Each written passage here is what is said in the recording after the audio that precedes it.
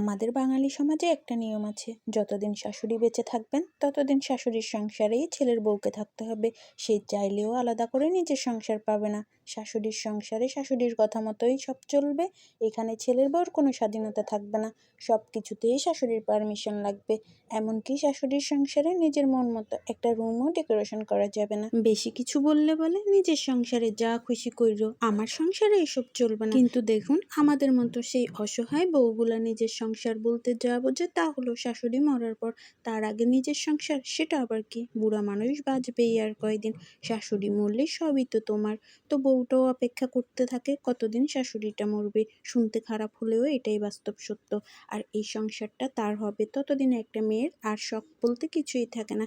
তখন সে আর মেয়ে থাকে না, তার বয়স পেরিয়ে 35-40-এ চলে যায়। তখন তার কাছে সব কিছু কেমন দায়িত্ব বলে মনে হয়। কারোর জন্য আর শখ করে কিছু রান্না করার মতো এনার্জি তার শরীরে থাকে না। তখন আর ঘর গুছানোর মতো মন মানসিকতা থাকে না। তখন শুধু মাথার উপর অনেকগুলো দায়িত্ব থাকে, ছেলে মেয়েদের লেখাপড়া, তাদের সুন্দর ভবিষ্যৎ। এসবের চিন্তা করতে করতে চুল পাক ধরে যায়। সব কিছুতেই কেমন নিজেকে বোঝা বলে মনে হয়। জীবনে পাওয়া না পাওয়ার হিসাব মিলাতে গেলে দম বন্ধ হয়ে আসে। অতীতের কথা মনে পড়ে, যখন সে তার স্বামীর কাছে নিজের জন্য একটা সংসার চায়, তখন তার স্বামী মেয়েটাকে বলে, তুমি কি পারবে এই বয়স্ক মানুষটাকে একা ফেলে চলে যেতে? ব্যাস, মেয়েটার আর কিছুই বলার থাকে না, সে চুপ হয়ে যায়। কিন্তু কি পায় মেয়েটা সেই সংসার থেকে? যে শাশুড়ির জন্য নিজের শখ আহ্লাদ বিসর্জন দেয়, সে শাশুড়ি কি আদৌ মেয়েটার কথা ভাবে? বরং মেয়েটা সেই সংসার থেকে দিনের পর দিন মানসিক টর্চার সহ্য করে যায়। সারাক্ষণ আতঙ্কে থাকে, কখন না জানি শাশুড়ি মারা গেছেন, কখন না জানি তার জন্য সংসারে ঝামেলা অশান্তি শুরু হয়ে যায়। এই ভেবে ভয়ে আতঙ্কে কখন যে মেয়েটা বয়স পেরিয়ে যায় সে নিজেও জানে না।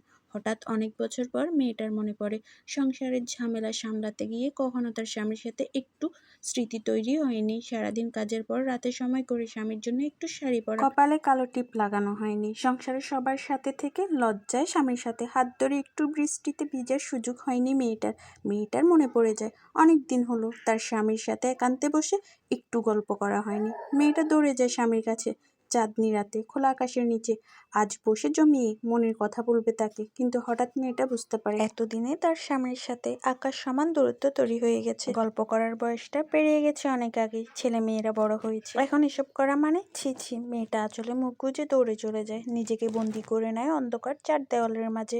মেয়েদের জীবনটা এমন কেন? সব জায়গায় মেয়েরা অবহেলিত। এটা সবার বেলা না, কিন্তু অধিকাংশ পরিবারে একই কাহিনী।